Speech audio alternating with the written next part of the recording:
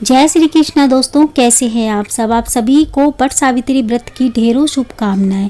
Friends, आज इस video में हम आपके साथ शेयर करेंगे वट सावित्री व्रत की बहुत ही सरल पूजा विधि।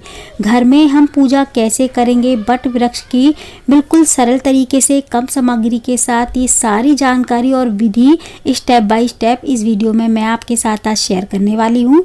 तो देखिए, आप अगर घर में ही पूजा करते हैं, बाहर जाके पूजा नहीं करते या बाहर कोई सुविधा ऐसी नहीं है, तो आप एक दिन पहले ही वट वृक्ष की टहनी घर में ले आएं या फिर नर्सरी से पौधा भी घर में ला सकते हैं। अगर पौधा नहीं लाना चाहते तो आप टहनी ले आएं। आपको ध्यान रखना है, टहनी जो लेके आ रहे हैं उसमें कोपल ज़रूर होनी चाहिए, चाहे एक ही कोपल हो लेकिन होना ज़रूर चाहिए।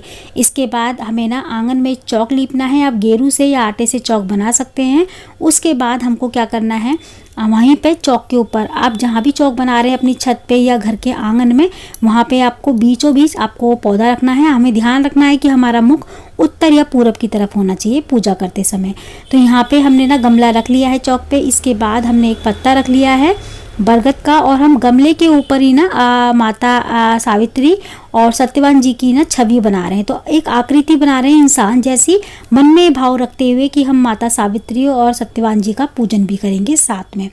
तो अगर हम पेड़ के पास जाके पूजा करते हैं ना, बाहर जाके बरगद के पेड़ की, तो सेम तरीके से ही विधि हम करते हैं। अलग अलग विधि नहीं होती, जैसे हम घर में करेंगे वैसे ही बाहर भी जाके पूजा करेंगे।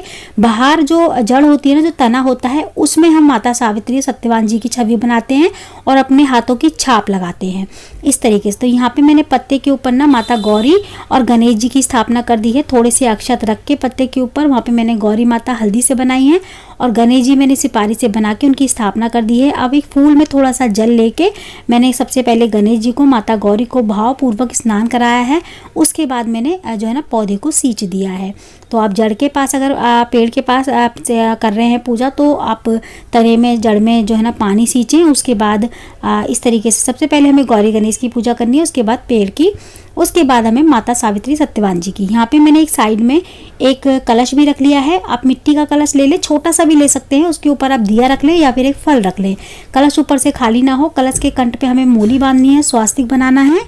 अब यहाँ पे हम सबसे पहले गौरी और गणेश जी को तिलक करेंगे। तो यहाँ मैंने गणेश जी को रोली और चंदन से तिलक करा है और गौरी मैया को मैंने रोली से तिलक कर दिया है। यहाँ पे मैंने गणेश जी को जो है ना जनेऊ चढ़ा दिया है और गौरी मैया को वस्त्र स्वरूप मतलब कि कलावा चढ़ा दिया है। आप कलावा चढ़ा दे, वस्त्र नहीं लेके आए, चुन्नी वगैरह नहीं लेके आए तो कलावा चढ़ा दे, नहीं तो आप छोटी सी एक चुन्नी ले आए गौरी मैया के लिए। यहाँ पे हमने जो है ना जो दीपक रखा है वहाँ पे भी तिलक करेंगे। जो हमने कलश रखा है उसको भी तिलक करेंगे और माता सावित्री और सत्यवान जी को भी हम तिलक कर देंगे रोली चंदन से। तो यहाँ पे हम सभी को तिलक करेंगे। और देखिए, यहाँ पे एप्पल भी बनाया जाता है वट सावित्री के व्रत में। आटे का जो चावल का जो आटा होता है ना, उसको या फिर आप चावल को पीस लें और उसमें गंगाजल या दूध से गीला करके इस तरीके से मिक्स करके एक पेस्ट बना के, और ना अगर हम वट वृक्ष की पूजा करते हैं तो हमें अपने हाथों की छाप लगानी होती है वट वृक्ष से, जो तना होता है ना उससे। तो यहाँ पे वट वृक्ष तो नहीं है, टहनी की पूजा कर रहे हैं तो हम पत्तों पे ही अपनी उंगलियों की छाप लगाएंगे और यहाँ पे तने पे भी हम एप्पल लगाएंगे। और एप्पल से ही मैंने जो है ना माता सावित्री और सत्यवान जी बनाए हैं। आप चाहें तो हल्दी से या चंदन से बना सकते हैं इस तरीके से, या फिर आप जो है ना चिकनी मिट्टी या गाय के गोबर से भी आप जो है ना माता सावित्री सत्यवान जी की छवि बना सकते हैं। आपकी इच्छा है, आप जैसे चाहें वैसे बना सकते हैं। तो यहाँ पे मैंने माता सावित्री सत्यवान जी को भी तिलक कर दिया है। तिलक करने के बाद हम जो है ना सभी चीज़ें चढ़ा देंगे। अब मैंने अक्षत भी चढ़ा दिए हैं।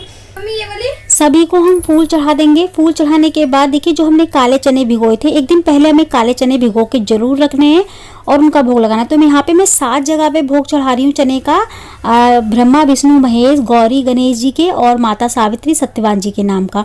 तो 7 जगह यहाँ मैंने चने निकाले हैं। इसी पत्ते पे मैंने 7 जगह चने निकाल दिए हैं, सभी के नाम के निकाल दिए हैं। इसके बाद हम केले चढ़ाएंगे।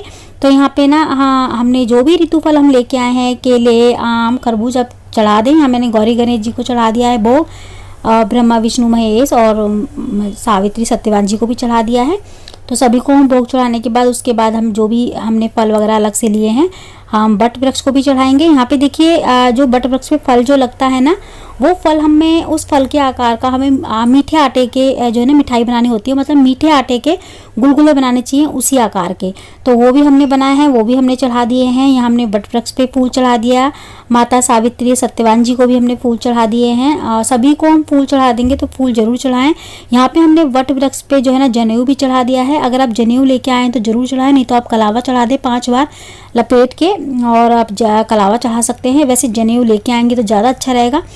यहाँ पे जनेऊ अगर आप सफ़ेद रंग का ला रहे हैं तो उस पर थोड़ी सी हल्दी या फिर एप्पल लगा के चढ़ाएं, और नहीं तो आप पीले रंग का जनेऊ ले आएँ तो कोई बात नहीं। और यहाँ पे देखिए हमने अपने जो भी भोग प्रसाद में लेके आए हैं, जैसे ऋतु फल, पूड़ी, जो भी आपने मीठे में बनाया है वो सभी चीज़ें आप चढ़ाएं। उसके बाद यहाँ पे हम श्रृंगार की सामग्री भी चढ़ा देंगे। तो श्रृंगार की सामग्री ना मैंने 2-2 चीज़ें रखी हैं, एक चढ़ाने के लिए, एक अपने लिए। तो यहाँ पे मैंने माता सावित्री और यहाँ पे गौरी मैया को चढ़ा दी है सामग्री सुहाग की। उसके बाद मैंने एक सिंदूर की डब्बी निकाल ली है जो मैं गौरी मैया को चढ़ाऊंगी, उसके बाद अपने लिए वो रख लूँगी। तो हमें 2 सिंदूर की डब्बी रखनी है, इस चीज़ का ध्यान रखना है। उस सिंदूर को बाद में हम अपने सिंदूरे में डाल लेते हैं। एक सिंदूर की डब्बी हमें नई जरूर लेनी है। साथ में हम कुछ ना कुछ दक्षिणा जरूर चढ़ाएंगे। दक्षिणा में आप 11 रुपये, 21 रुपये जो चाहे वो चढ़ा सकते हैं। बाद में हमें वो दक्षिणा श्रृंगार के सामान के साथ दान कर देनी चाहिए, जो भी हमने श्रृंगार का सामान निकाला है। अब यहाँ पे मैंने चने में रख लूँगी, तो काले चने मैंने उतने रखने हैं जितने मुझे परिक्रमा लेनी है। तो आप 8, 21 या 108 जितनी परिक्रमा ले रहे हैं उस हिसाब से चने आप गिन के रख लें, ताकि आपको परिक्रमा लेने में गलती ना हो या फिर ज़्यादा कम ना हो। तो आप जितनी परिक्रमा लेंगे उस हिसाब से एक चना यहाँ पे रखते जाएंगे, तो आपको काउंट भी होता रहेगा कि आपने कितनी परिक्रमा ली है। साथ में हम सिंदूर भी रख लेंगे वहीं पे अपने हाथ में परिक्रमा लेते समय। अब हम वट वृक्ष से ना थोड़ा सा कलावा लपेट लेंगे, या फिर आप कच्चा सूत भी लपेट सकते हैं। कच्चा सूत नहीं लेके आए तो कलावे से इस तरीके से परिक्रमा ले लें। तो हम इस तरीके से परिक्रमा लेते हुए सीधी ऐसे लेंगे। तो जितनी भी आपकी इच्छा हो उस हिसाब से आप ले लें। एक परिक्रमा जब आपकी हो जाए तो यहाँ पे हम थोड़ा सा सिंदूर चढ़ाएंगे गौरी मैया को, और एक चना लेके चना चढ़ा देंगे। जितने चने हमारे कम होंगे उतनी हम परिक्रमा लेते हैं। इससे क्या होता है कि याद रहता है, बस इसीलिए हम चने चढ़ा रहे हैं। और सिंदूर भी मैं उतनी बार चढ़ाऊंगी जितनी बार मैंने परिक्रमा ली है। तो माता गौरी को मैं सिंदूर भी चढ़ाती जा रही हूँ इस तरीके से। तो हम 8, 21 या फिर 108 जितनी आपकी क्षमता उस हिसाब से आप ले लें। यहाँ पे परिक्रमा लेने के बाद उसके बाद हम जो अगर हमारा सूत या फिर जो मोली हमने ली है वो बची है तो वहीं छोड़ देंगे तने में, पेड़ में, और नहीं बची तो खाली हम चने से ही परिक्रमा ले लेंगे। वहीं पे हम दोबारा नहीं जोड़ेंगे, इस चीज़ का हमें ध्यान रखना है। यहाँ पे हम वट सावित्री व्रत की कथा सुनेंगे। परिक्रमा लेने के बाद कथा सुन लेंगे। कथा हमें प्रेम पूर्वक सुननी है। सीधे हाथ में हमें काले चने लेने हैं और पास में एक जल का लोटा रखना है। और कथा सुनने के बाद हमें जो चने हमने हाथ में लिए थे सीधे या तो हम जल के लोटे में छोड़ देंगे या फिर हम वहीं गणेश जी के चरणों में छोड़ देंगे। अब इसके बाद हम आरती कर लेंगे। तो हमें प्रेम पूर्वक गणेश जी की, गौरी माता की आरती करनी है। आरती करने के बाद हमारी पूजा हो जाती है संपन्न। अभी पूजा हमारी पूरी तरीके से संपन्न नहीं होती। आरती सुनने के बाद पूजा हुई है खाली, बाकी की विधियाँ इसके बाद होती हैं। तो यहाँ पे हम सबसे पहले आरती करेंगे। तो देखिए आरती हमें ना ध्यान रखना है, खड़े होके ही आरती करनी चाहिए। बहुत सारे भक्तजन क्या करते हैं कि बैठे बैठे ही आरती कर लेते हैं, लेकिन आरती हमें हमेशा खड़े होके करनी है। अगर आप कपूर से आरती करना चाहते हैं तो कपूर से कर सकते हैं, वरना आप अलग से दीपक जला लें, नहीं तो आपने जो पूजा स्थल पर दीपक रखा है उससे भी आरती कर सकते हैं। अब आरती करने के बाद हमें माता रानी को सिंदूर चढ़ाना है और माता रानी से फिर सुहाग लेना भी होता है। तो जितनी बार हम माता रानी को सुहाग चढ़ाएंगे आरती करने के बाद, उतनी बार हमें अपनी मांग में भी सिंदूर माता रानी की मांग से लेके अपनी मांग में चढ़ाना होता है। इस चीज़ का हमें ध्यान रखना है। तो आप अपनी साड़ी का या सूट का जो भी आपने पहना है कपड़ा, उसके पल्लू का जो छोर होता है ना, उसको लेके सिंदूर लेके वो अपनी मांग में डालेंगे। और जो सिंदूर की डब्बी हमने चढ़ाई है ना माता रानी पे, जो सिंदूर चढ़ाया है हमने अपनी मांग में भरा है, उस सिंदूर की डब्बी को हम अपने पास ही रखेंगे, किसी को नहीं देंगे। उस सिंदूर की डब्बी को आप सिंदूर को अपने सिंदूरे में डाल लें इस तरीके से। इसके बाद हमने ना यहाँ पे एक पंखा लिया है बांस का, तो बांस का एक पंखा भी लेना है। आप चाहें तो 2 पंखे ले सकते हैं दान करने के लिए, एक अपने घर के लिए। अगर आप एक ही पंखा ले रहे हैं तो वो घर के लिए रख लें, और नहीं तो आप 2 ले सकते हैं, दान के लिए, घर के लिए। तो यहाँ पे हम अपने हाथ से ना छापे लगाते हैं पंखे के ऊपर एप्पल से। यहाँ पे मैं उंगलियों की छापे लगा रही हूँ, उसके बाद मैं टीका कर दूंगी। तो पंखे का भी हम पूजन करते हैं। तो यहाँ मैंने छापे लगा के टीका कर दिया है। टीका करने के बाद मैंने जो है ना थोड़े से अक्षर चढ़ा के मैं वहीं पे चढ़ा दूंगी। चढ़ाने से पहले हमें थोड़ी सी वट वृक्ष की हवा करनी होती है। हवा करने के बाद हमें वहीं पर पंखा चढ़ा देना होता है। तो देखिए ये पंखा ना चढ़ाने की अगर आप भाव से लेके आए तो चढ़ाएंगे, नहीं लेके आए चढ़ाने की भाव से घर के लिए लेके आए तो घर पे ले जाएंगे इसको बाद में, या घर में ही रख लेंगे। अगर आप बाहर पूजा करने जा रहे हैं तो इसे घर ले आए वापस। अब यहाँ पे हमारी पूजा संपन्न हो गई है। वट वृक्ष की हवा करने के बाद वट वृक्ष के आप गले लगे। अगर पेड़ की पूजा कर रहे हैं या भव्य पेड़ की पूजा कर रहे हैं तो उसके तने से लिपटे आप, गले लगे उनके पेड़ के, और नहीं तो आप इस तरीके से पौधे से हल्का हल्का सा मतलब मिल सकते हैं। इस तरीके से हो गई पूजा हमारी संपन्न। अब हमें क्या करना है, हमारी विधियां सारी हो चुकी हैं। इसके थोड़ी देर बाद आप चाहें तो अपने व्रत का पारण कर सकते हैं, नहीं तो आप जो है ना शाम को पूरे दिन का व्रत रख के शाम को भी पारण कर सकते हैं। तो जैसे आपके यहाँ होता है पारण आप वैसे कर सकते हैं। बहुत सारी जगहों पे आधे दिन का व्रत होता है, बहुत सारी जगहों पे पूरे दिन का, और कुछ जगहों पे जो है ना अगले दिन व्रत का पारण किया जाता है। तो आप जितने भी समय तक व्रत रखते हैं रख सकते हैं। और पारण हमें या तो देखिए काले जो चने भिगोए होते हैं उसको निगल के हमें व्रत का पारण करना होता है, उसके बाद हम जो चाहे वो ले सकते हैं। अब सामान का क्या करना है, सुहाग सामग्री हमें दान कर देनी है।